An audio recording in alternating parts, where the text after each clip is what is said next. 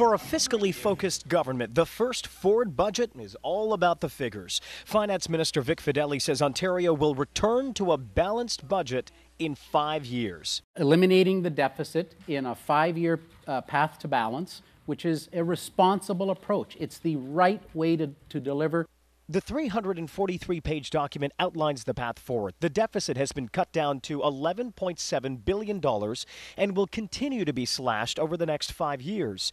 The government projecting a $300 million surplus by the year 2023-24 after the next provincial election. But it comes with a warning. Balancing the budget will be an all-of-government effort. We are looking at every program, every agency, every board, every commission to drive efficiencies, find cost savings, and enable this transformation. To get there, the government will eliminate 8 cents of every dollar Ontario spends, twice what Premier Doug Ford first said. The cuts could come from the post-secondary education system, children and social services, and justice, all of which could lose $1.7 billion over 3 years. The government will increase the health care budget this year by $1.3 billion. The education budget will also add over $700 million. But spending on both sectors will then plateau over the next 5 years. When you're not funding at least to the rate of inflation, you are going to have to cut your budgets to be able to make up your numbers. That's exactly what this Conservative government is doing. The government is hoping to offset the cuts by spending millions of dollars on tax credits. The biggest one, a tax credit for families with children in daycare.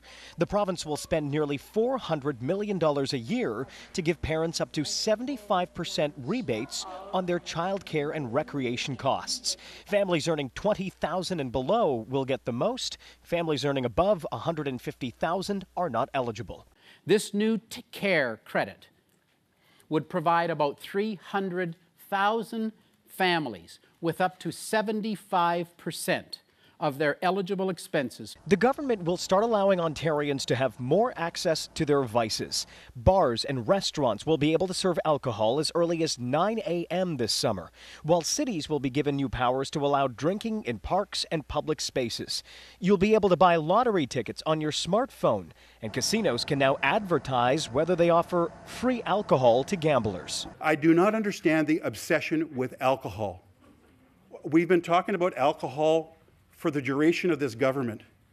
I'm not saying doing these things is bad. It's just there's way more important things. And then there's the license plate overhaul. Ontario, a place to grow. This is what the new license plate will look like. Dark blue background with white lettering and the new Ontario Trillium logo in the background.